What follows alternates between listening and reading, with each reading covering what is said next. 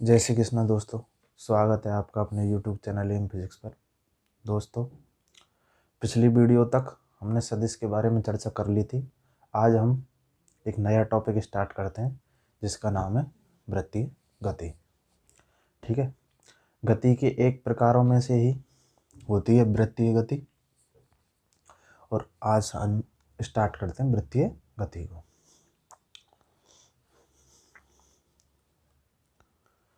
सबसे पहले समझते हैं वृत्तीय गति होती क्या है। जब कोई भी वस्तु किसी वृत्ताकार मार्ग पर या वृत्ताकार पथ पर गति करती है तो उसे हम वृत्तीय गति कहते हैं। उदाहरण के तौर पर जैसे वृत्ताकार मोड़ पर कार की गति, या फिर जब हम किसी रस्सी से किसी पत्थर या किसी कण को बांध देते हैं और उसे ऊर्ध्वाधर वृत्ताकार पथ में घुमाते हैं तो वो गति कौन सी होती है? वृत्तीय गति होती है। ठीक है, यहाँ तक कि इलेक्ट्रॉन अपने नाभिक के चारों ओर जिस पथ पर चक्कर लगाते हैं उसको भी वृत्ताकार मानते हैं, तो वो गति भी कौन सी होती है? वृत्ताकार गति होती है। ठीक है, तो और भी बहुत सारे उदाहरण हैं। आइए समझते हैं हम वृत्तीय गति को। वृत्ताकार गति या वृत्तीय गति द्विमीय गति का उदाहरण होती है। एक विमीय, मैंने आपको गति के प्रकारों में 3 प्रकार बताए थे। पहला एक विमीय, दूसरा द्विविमीय और तीसरा त्रिविमीय। ठीक है, जब कण एक सीधी रेखा में बिना मुड़े एक सीधी रेखा में या एक सीधे पथ पर गति करती है तो वो गति कौन सी कहलाती है? एक विमीय गति कहलाती है। जब वस्तु 2 या 2 से अधिक अक्षों के सापेक्ष गति करती है तो वो या तो द्विविमीय कहलाती है या त्रिविमीय कहलाती है। जब 2 अक्षों के सापेक्ष करे तो द्विविमीय गति, और 3 अक्षों में करे, तीनों अक्षों के सापेक्ष करे तो त्रिविमीय गति। तो ये कौन सी गति का उदाहरण है? द्विविमीय गति का उदाहरण है।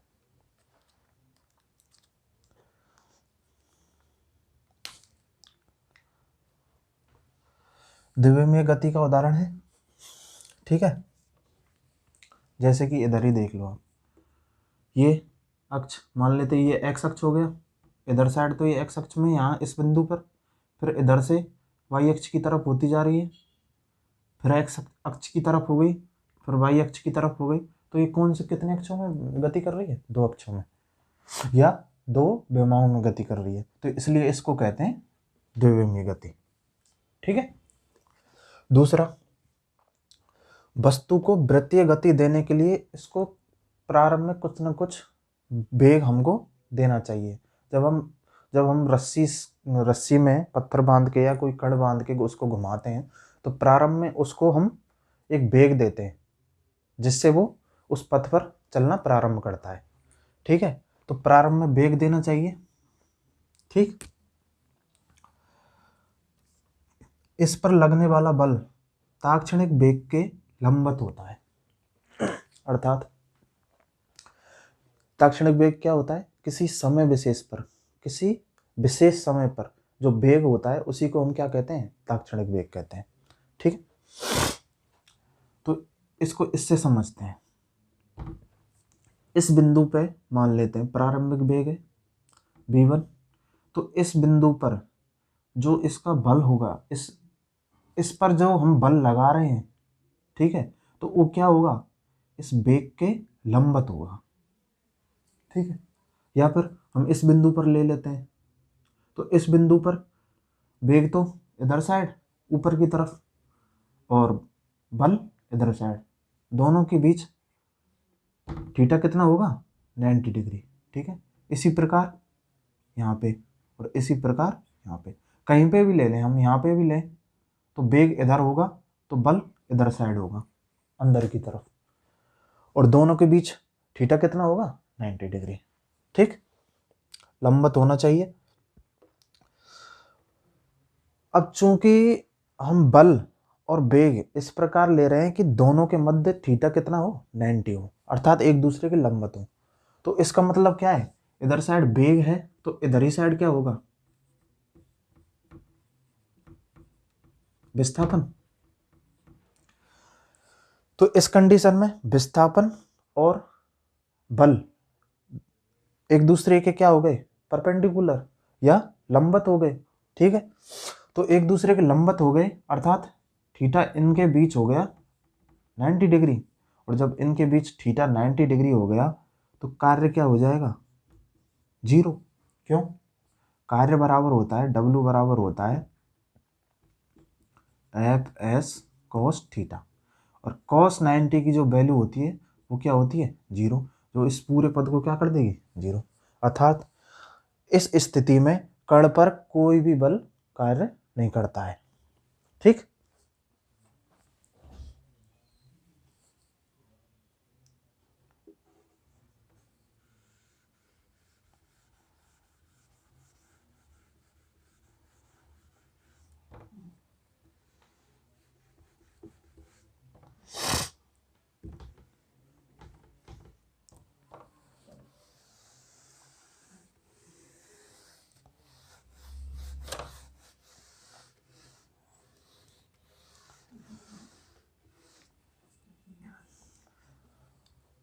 नेक्स्ट, बल प्रारंभिक वेग के कारण विस्थापन के लंबवत होता है, यही बताया मैंने आपको।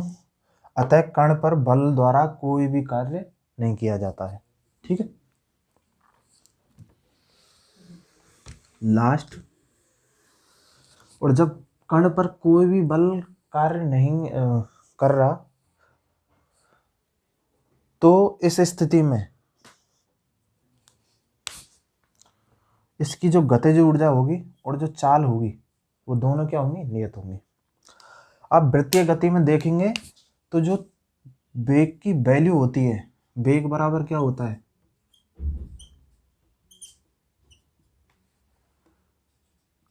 वेग का एक परिमाण होगा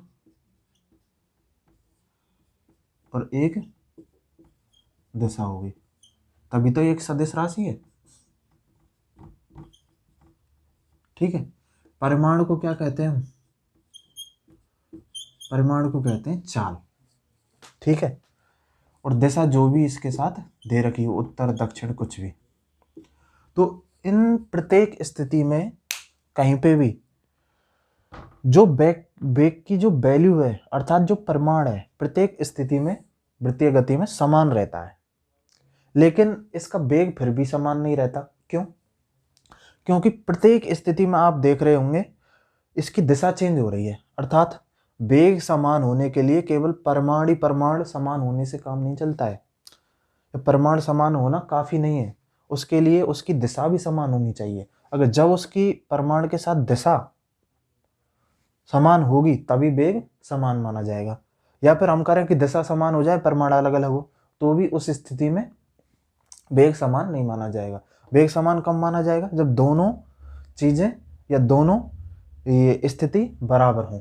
ठीक है, तो वृत्तीय गति में किसी भी पॉइंट पर हम देखें तो वेग की जो वैल्यू होती है वो तो क्या है, इक्वल है, लेकिन दिशा अलग है। जैसे कि यहाँ पे दिशा क्या है, पूर्व की ओर, यहाँ पे उत्तर की ओर, और यहाँ पे पश्चिम की ओर, और यहाँ पे दक्षिण की ओर। तो इस कारण इसका वेग समान नहीं है, लेकिन चाल, चाल क्या होती है, वेग का परिमाण ही होता है, इसलिए चाल इसकी हमें हर जगह प्रत्येक स्थान पर नियत रहती है। और इसमें भी गतिज ऊर्जा में भी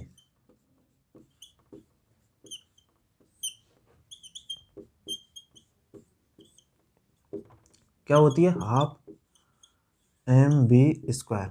ठीक है, इस स्थिति में भी ये जो होता है इस गतिज ऊर्जा क्योंकि क्या होती है, अदिश राशि है,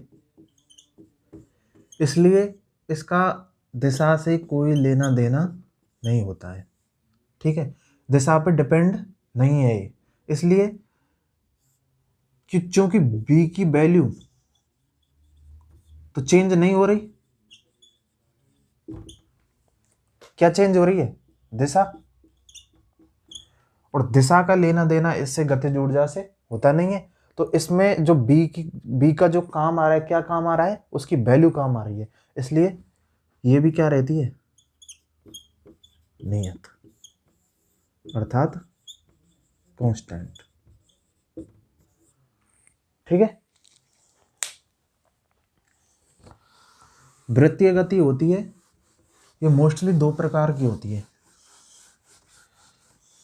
वही एक समान वृत्तीय गति और असमान वृत्तीय गति। सबसे पहले हम पढ़ते हैं वृत्तीय गति के चर।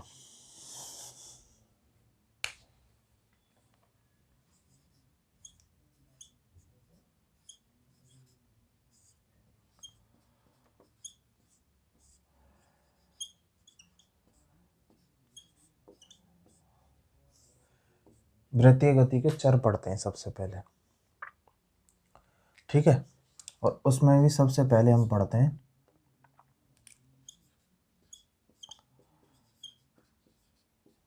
विस्थापन व दूरी। ठीक है।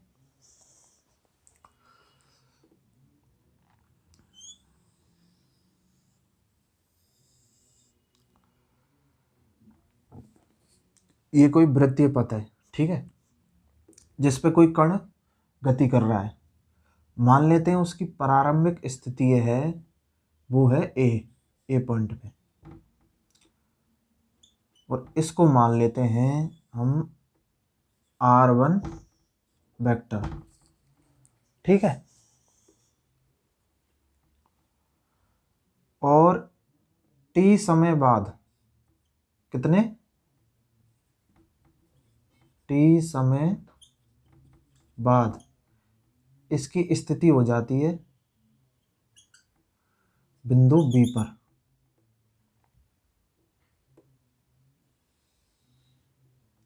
यहाँ पे इसका वेग था v1 और यहाँ पे इसका वेग होगा v2। ठीक है। और इसकी स्थिति सदिश हो गया यहाँ पे R2, और इनके बीच कोण बन गया थीटा। ठीक है।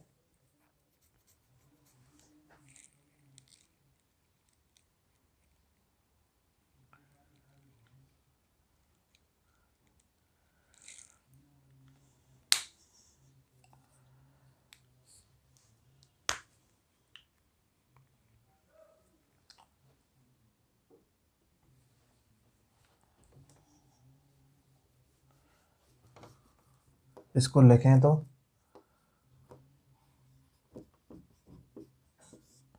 माना कोई कण वृत्तीय पथ पर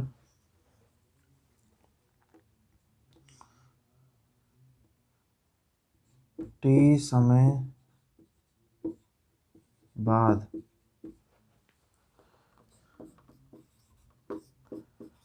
स्थिति A से B पर पहुंच जाता है, तो इस स्थिति में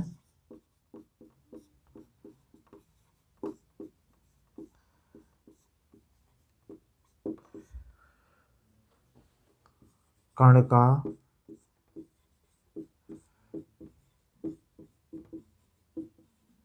विस्थापन क्या होगा। ठीक है।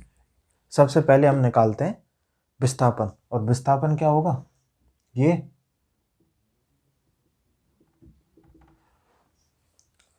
अंतिम बिंदु माइनस प्रारंभिक बिंदु। ठीक है। देखिए कैसे निकालते हैं इसको।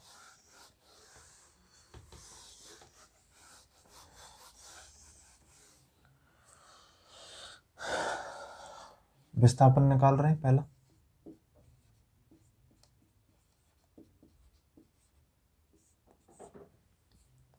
देखो इस चित्र को हम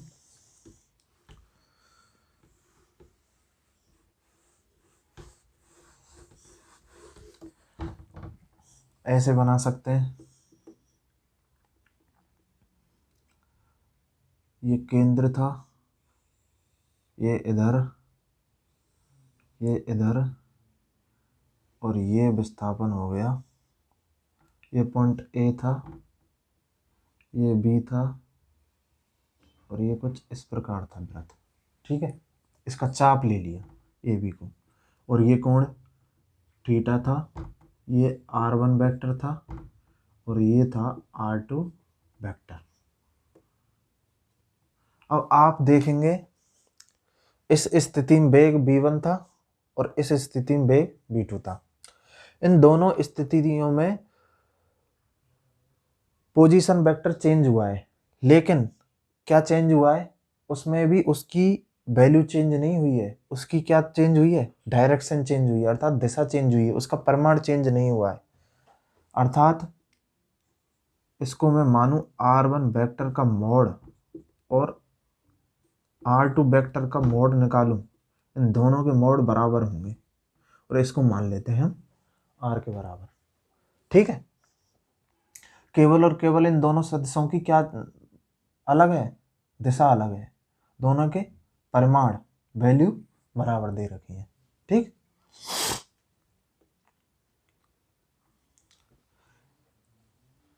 इसकी दिशा थी इधर से इधर और इसकी इधर, और ये गया है ए से बी की तरफ, तो इसकी दिशा हो गई ऐसे।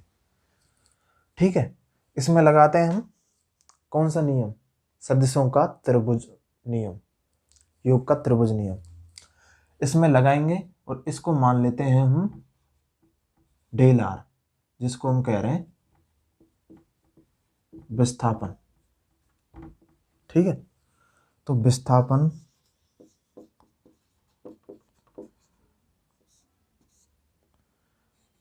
डेल आर, त्रिभुज नियम इसमें हम लगाएं तो ये हो जाएगा del r plus r1 vector plus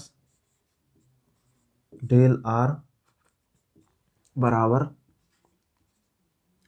r2 vector. हो जाएगा नहीं हो जाएगा?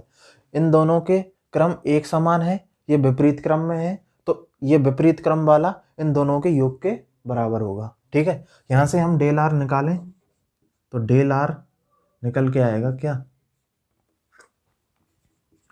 r2 माइनस r1 वेक्टर, या फिर डेल आर बराबर r2 माइनस r1। ठीक है, और इसको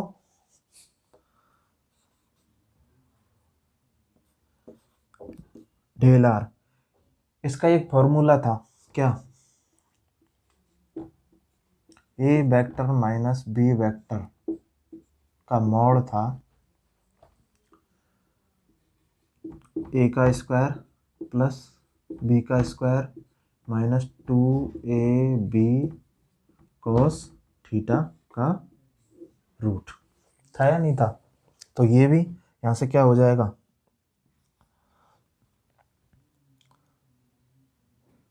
r1 का स्क्वायर प्लस r2 का square minus 2r1 r2 cos theta. ठीक है, लेकिन r1 r2 इनके सभी के परिमाण किसके बराबर है, r के, तो इनकी जगह हम क्या रख सकते हैं, root r square plus r square minus 2r square cos theta. ठीक है, या फिर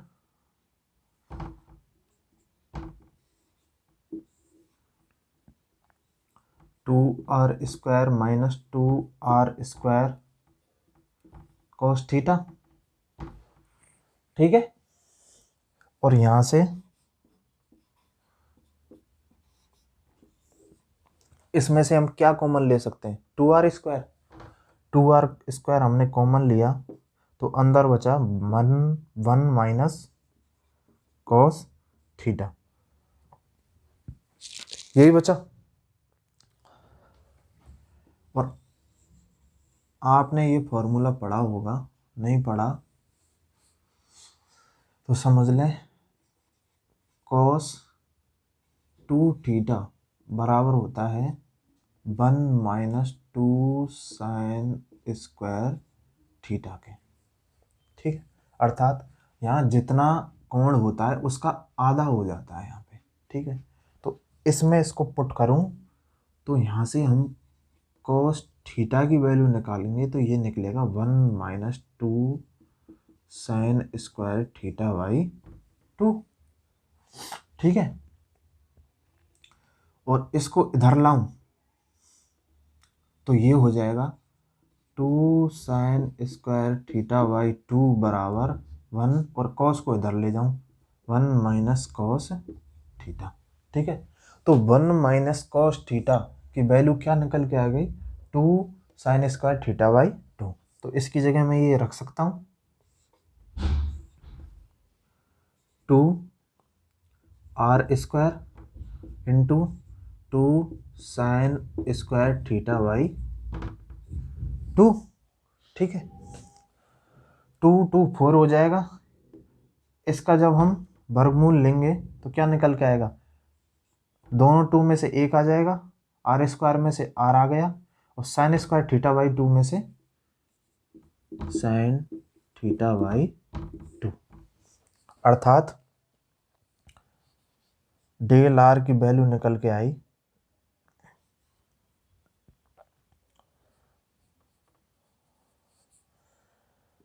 2r साइन थीटा बाई 2।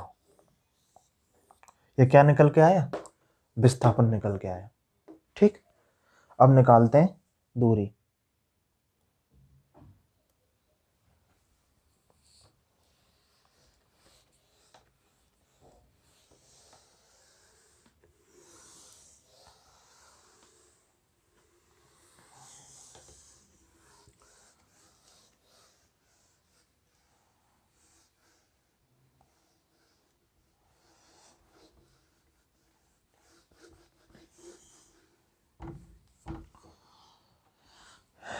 इसमें आप देखें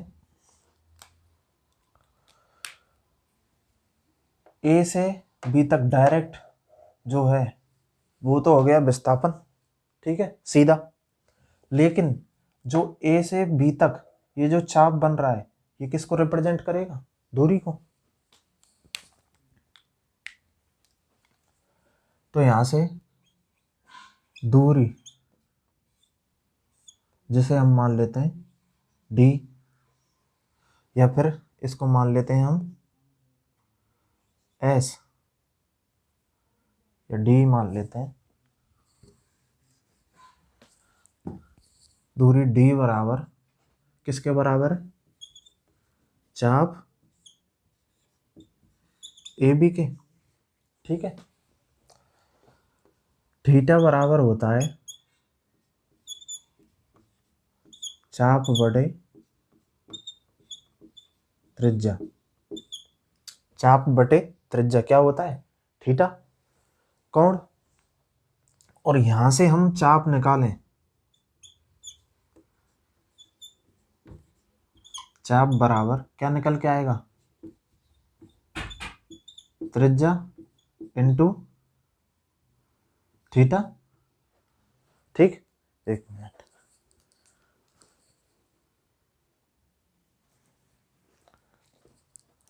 तो थीटा बराबर निकल के आ गया त्रिज्या, सॉरी, तो चाप बराबर निकल के आ गया त्रिज्या इंटू थीटा। ठीक है, तो यहां से ही हम दूरी निकालेंगे क्योंकि दूरी बराबर है किसके, चाप के। तो ये भी बराबर हो जाएगा, त्रिज्या कितनी मानी है इसमें, इन दोनों की जो परिमाण जो निकल के आ रहा है r1 r2 बराबर r ही तो निकल के आ रहा है, और ये किसके बराबर है, त्रिज्या के। तो दूरी बराबर आ जाएगी निकल के आर थीटा, अर्थात डी बराबर आर थीटा। ठीक।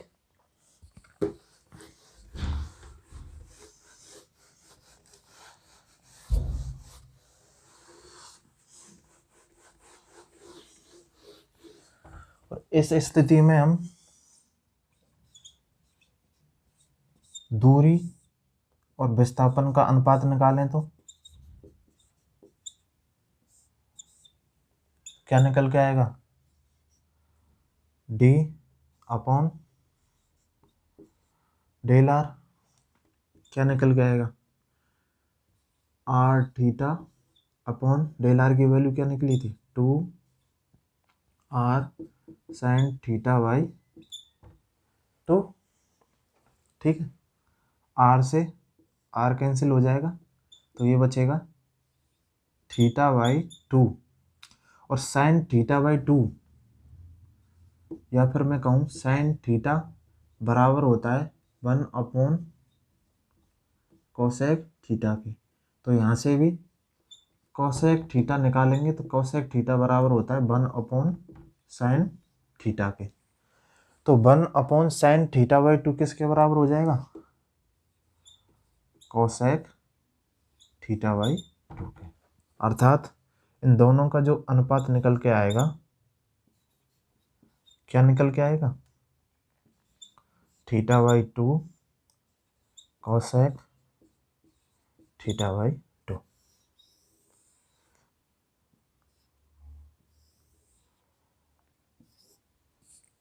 ठीक। इसके बाद कुछ हम क्वेश्चन करते हैं।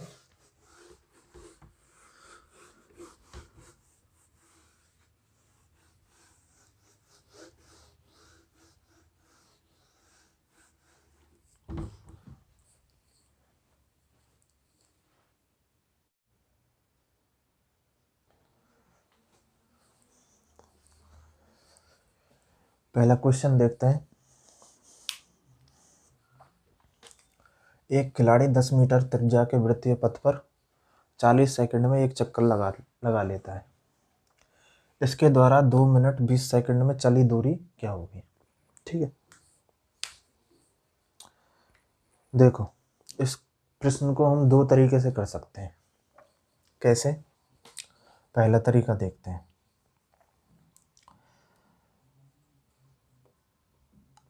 एक खिलाड़ी 10 मीटर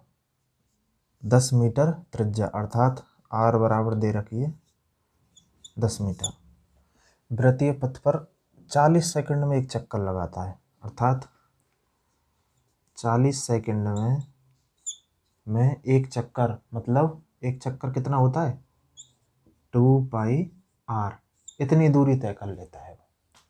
40 सेकंड में इतनी दूरी तय कर लेता है। एक तरीका है, हम पहले वेग निकाल लें और वेग का गुना कर दें इसमें समय में, तो दूरी ज्ञात आ जाएगी। क्योंकि वेग बराबर होता है दूरी बटे समय। यहाँ पे हमको दूरी दे रखी है और समय दे रखा है, तो यहाँ से हम वेग निकाल लेंगे।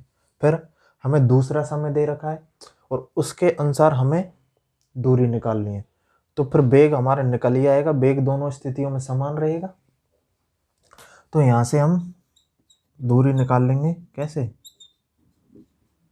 वेग इंटू समय करके। पहले ऐसे करते हैं, यहाँ से निकालते हैं क्या, वेग। तो वेग हो जाएगा दूरी बटे समय। दूरी कितनी, 2 पाई आर मीटर, और समय कितना, 40 सेकंड।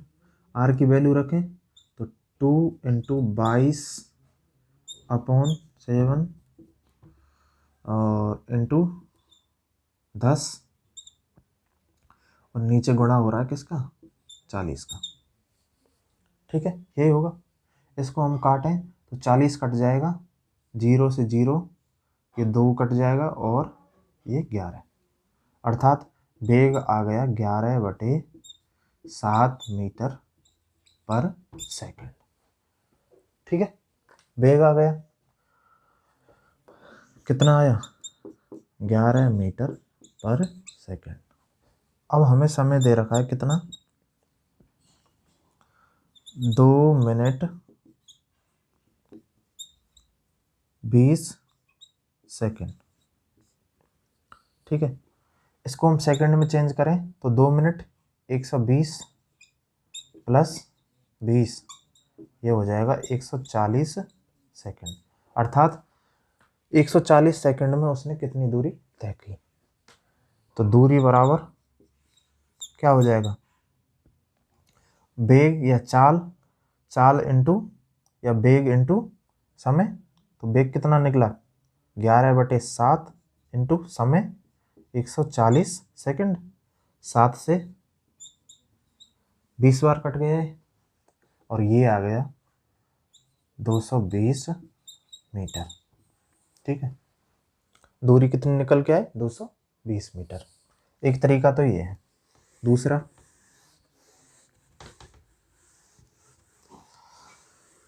दूसरा तरीका क्या है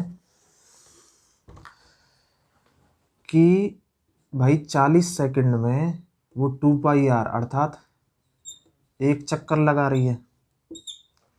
तो सबसे पहले हम चक्रों की संख्या निकाल लें। 40 सेकंड में एक चक्कर लगा रही है तो 2 मिनट 20 सेकंड, 1 मिनट,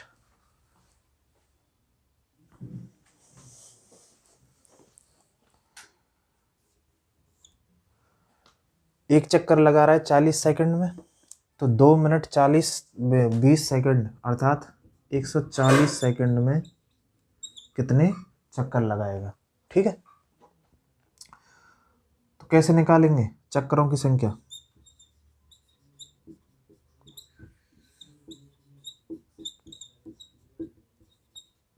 संख्या बराबर कुल समय बटे एक चक्कर में लगाया गया समय। ठीक है, इसको इससे काटेंगे तो ये कटेगा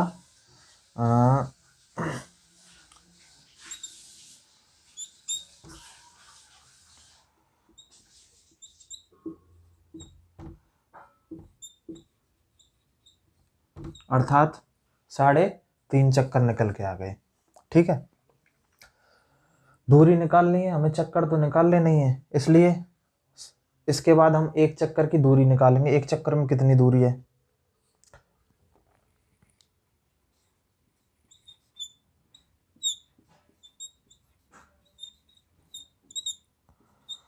एक चक्कर में तय दूरी कितनी होगी 2πr के बराबर और 2 इंटू 22/7 इंटू 10 ये होगी। और कुल दूरी निकालें तो कुल दूरी कितनी हो जाएगी 2 इंटू 22/7 इंटू 10 और इसमें कर दें 3.5 का गुणा ये। ठीक है, इसमें इसका गुणा करेंगे तो ये पॉइंट हट जाएगा 2 इंटू 22/7 और ये हो जाएगा 35। ठीक है, यहाँ से इसको काटेंगे तो 7 पंजे 35। ठीक है, और ये हो जाएगा 22 पंजे 110 इंटू 2 और ये हो जाएगा 220 मीटर। ऐसे भी वही आंसर निकल के आएगा। ठीक है, तो ये 2 तरीके थे इसको करने के।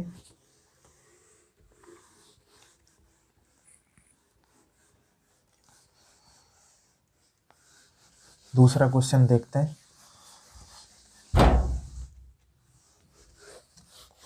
दूसरा क्वेश्चन क्या कह रहा है, देखो एक पहिया 2000 चक्करों में 9.5 किलोमीटर दूरी तय करता है। पहिए का व्यास ज्ञात कीजिए, पहिए का व्यास निकालना है। ठीक, देखो 2000 चक्करों में वो दूरी कितनी दूरी तय कर रहा है 9.5 किलोमीटर या फिर 9500 मीटर। ठीक, अब हमें ज्ञात करना है व्यास। व्यास ज्ञात करने के लिए हमें क्या करना होगा, ये 2000 चक्करों में इतना चल रहा है, तो हम पहले निकालेंगे एक चक्कर, और वो किसके बराबर होगा, 2πr के, और वहां से हम क्या निकालेंगे, व्यास अर्थात 2r। तो यहां से एक चक्कर में दूरी निकालें तो अर्थात 2πr बराबर एक चक्कर में दूरी क्या निकल के आएगी, बटे 2000। ठीक, ये कट जाएगा,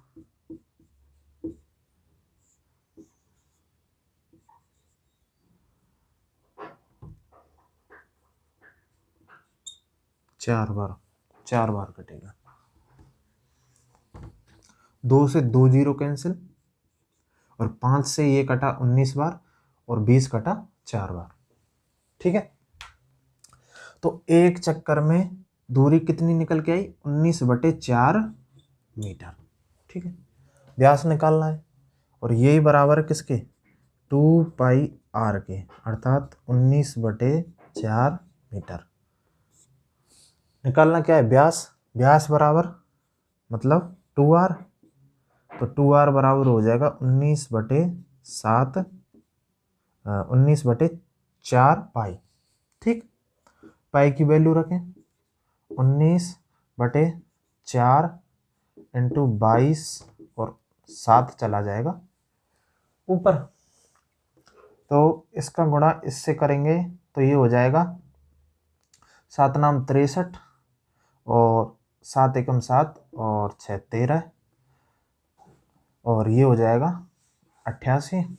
ठीक है, और जब इससे इसको कैंसिल करेंगे तो 88 एकम 88 एक बार लगभग, और इसमें से इसको घटाएंगे तो ये बचेगा 5 4, 88 का लगभग आधा, क्योंकि 44 होता है, तो ये हो जाएगा 1.5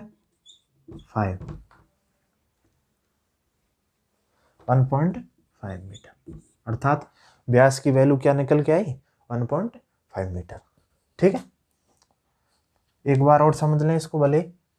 2000 चक्करों में कितनी दूरी चलता है, 9500 मीटर।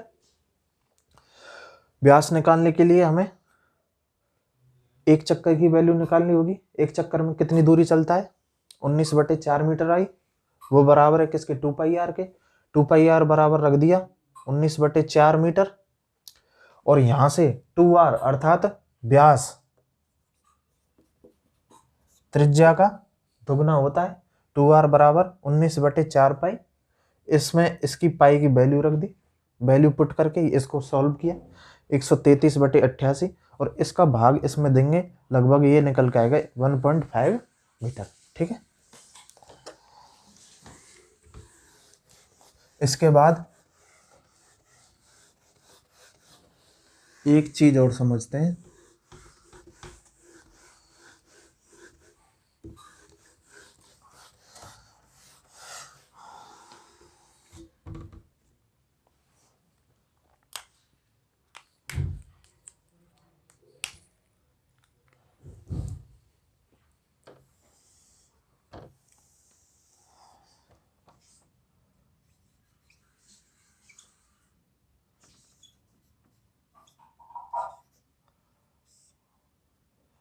कोणीय विस्थापन, या इसी को बोलते हैं हम थीटा। ठीक है, कोणीय विस्थापन क्या होता है, जब कोई कण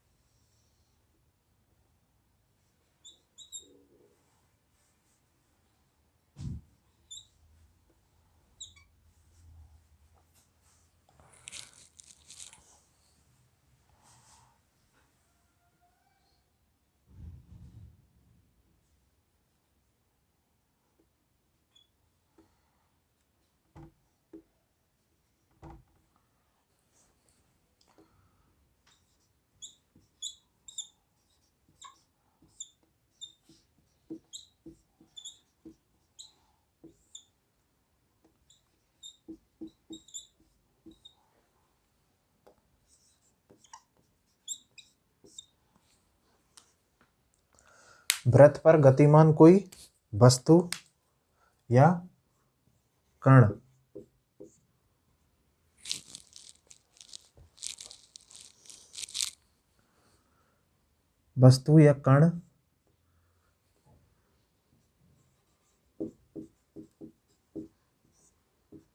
किसी निर्देश रेखा से जो कोण बनाता है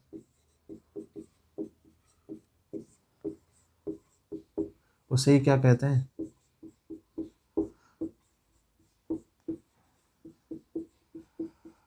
कोणीय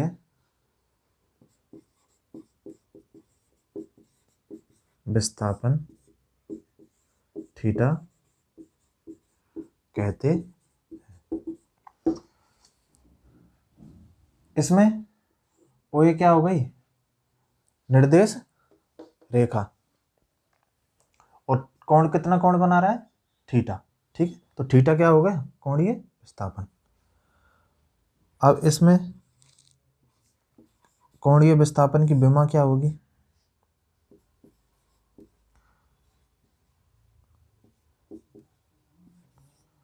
अर्थात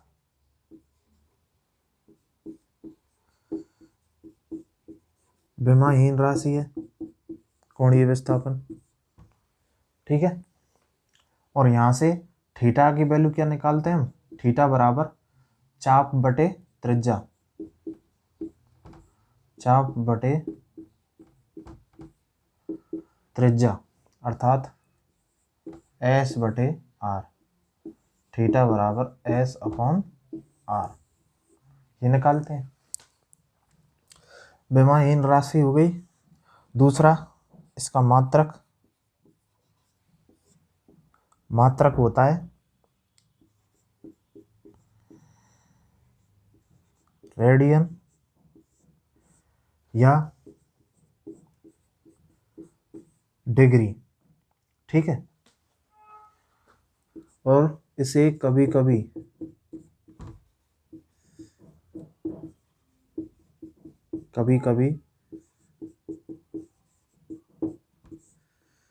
संख्या के, इसे कभी कभी चक्रण की संख्या के, चक्रण की संख्या के रूप में भी व्यक्त किया जाता है। ठीक है, विमाहीन राशि, मात्रक रेडियन या डिग्री, और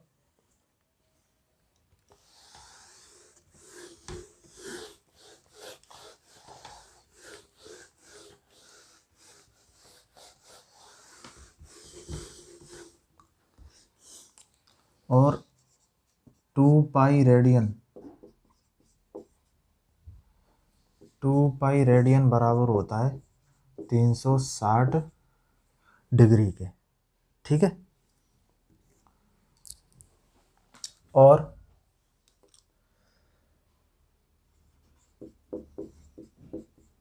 कोणीय विस्थापन कैसी राशि होती है? मैंने आपको बताया था, ये होती है अक्षीय सदिश राशि। ठीक है, अक्षीय सदिश राशि होती है। और इसकी दिशा कैसे ज्ञात करते हैं?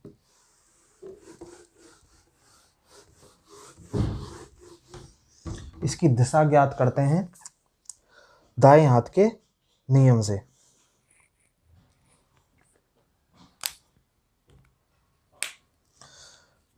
दाएं हाथ के नियम से ज्ञात करते हैं। कैसे ज्ञात करते हैं? उसी प्रकार जैसे मैंने आपको बताया था,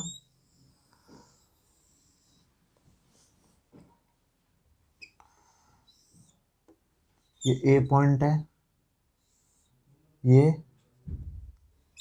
बी पॉइंट है, और कण है वो गति कर रहा है वामावर्त अर्थात ए से बी की तरफ। तो थीटा की दिशा किधर होगी? तो थीटा की जो दिशा होगी वो होगी दाएं हाथ के नियम के अनुसार। कैसे? जब कण गति कर रहा है वृत्तीय गति में वृत्तीय पथ पर वामावर्त अर्थात एंटी क्लॉकवाइज, वामावर्त गति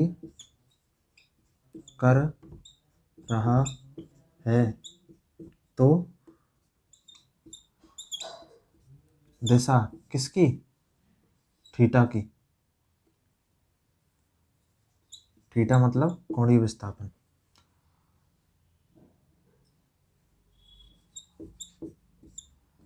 कण वामावर्त गति कर रहा है तो दिशा थीटा की क्या होगी?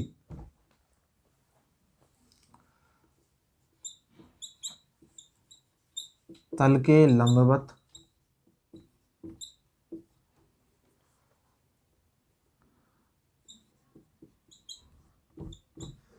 बाहर की ओर। और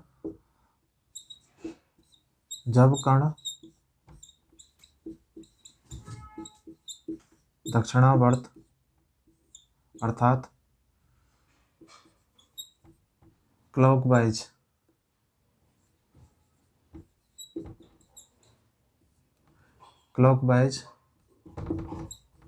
गति कर रहा है तो दिशा क्या होगी? तो दिशा होगी तल के लंबवत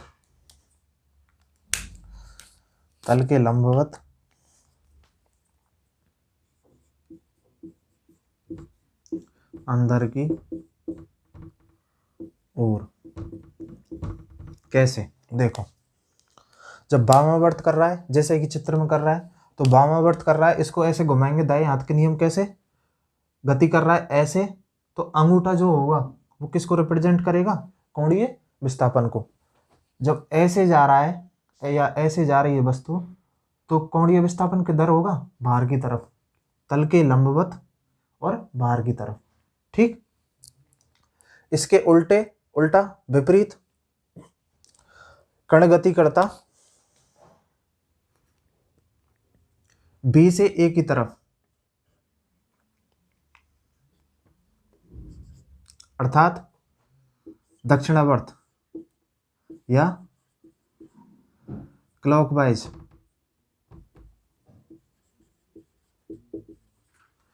तो दिशा क्या होगी? देखो, अब कैसे जा रहा है कण या वस्तु? ऐसे ऐसे। तो अंगूठा किधर हो गया? अंदर की तरफ। जब ऐसे कर रहा था तो अंगूठा किधर है? बाहर की तरफ और तल के लंबवत। और जब ऐसे कण गति करेगा, दक्षिणावर्त करेगा, तो कण की दिशा किधर होगी? अंदर की तरफ और तल के लंबवत। ठीक है। इस प्रकार कोणीय विस्थापन की दिशा ज्ञात करते हैं।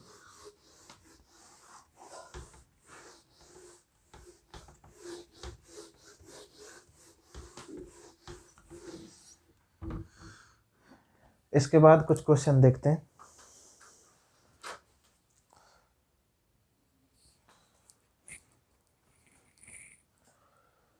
पहला क्वेश्चन देखते हैं। एक पहिया 3000 राउंड पर मिनट की नियत चाल से घूर्णन कर रहा है। इसकी धुरी द्वारा 1 सेकंड में बनाया गया कोण कितने समय में? 1 सेकंड में बनाया गया समय। ओमेगा दे रखा है जिसे कहते हैं कोणीय वेग, जिसके बारे में हम आगे या नेक्स्ट चर्चा करेंगे।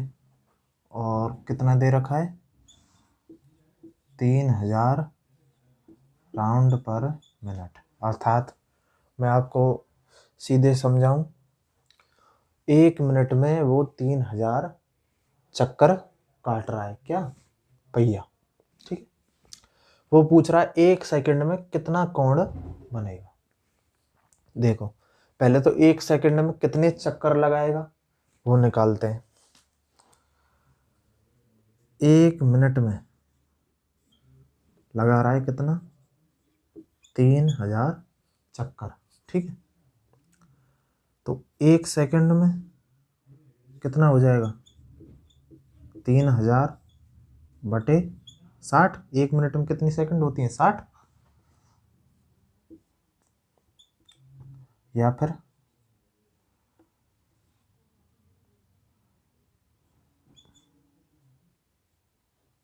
50 चक्कर कितनी देर में, 1 सेकंड में, अर्थात 50 RPS, राउंड पर सेकंड। ठीक, अब एक बात सोचो आप,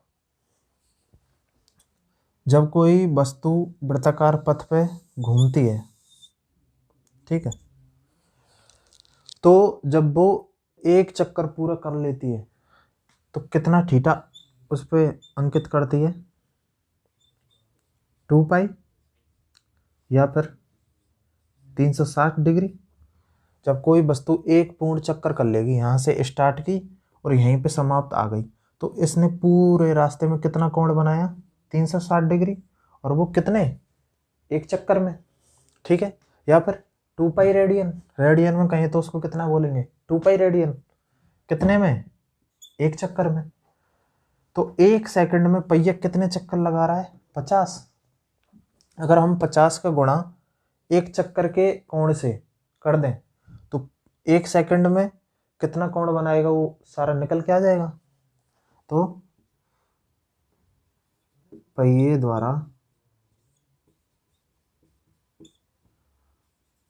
अंकित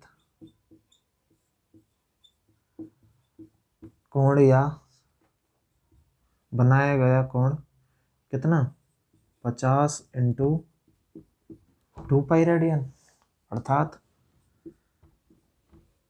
100 पाई रेडियन। ठीक है, इसके बाद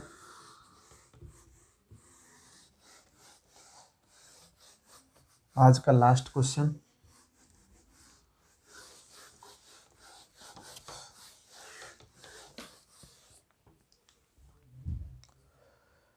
एक कण 2 सेंटीमीटर त्रिज्या के वृत्तीय पथ पर 1.5 चक्कर लगाता है, कण का कोणीय विस्थापन होगा। वही वाला है, इसमें त्रिज्या का कोई लेना देना नहीं है। क्यों, इसमें डायरेक्ट हमें चक्करों की संख्या दे रखी है। कोई भी वस्तु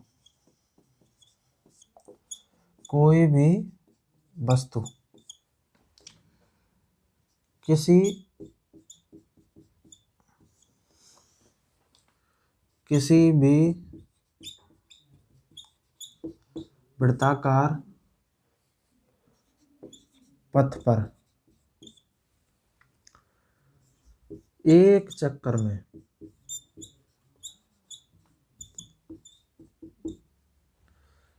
कितना कोण अंकित करती है, एक चक्कर में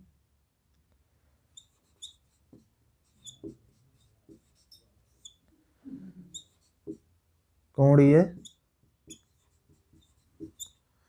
विस्थापन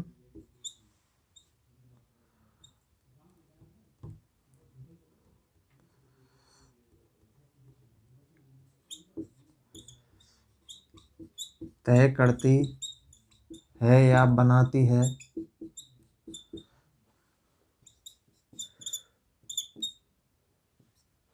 कोई भी वस्तु हो और कोई भी वृत्ताकार पथ हो किसी भी त्रिज्या का, तो जो वस्तु होगी वो एक चक्कर में 2 पाई रेडियन या 360 डिग्री कोण ही अंकित करेगी।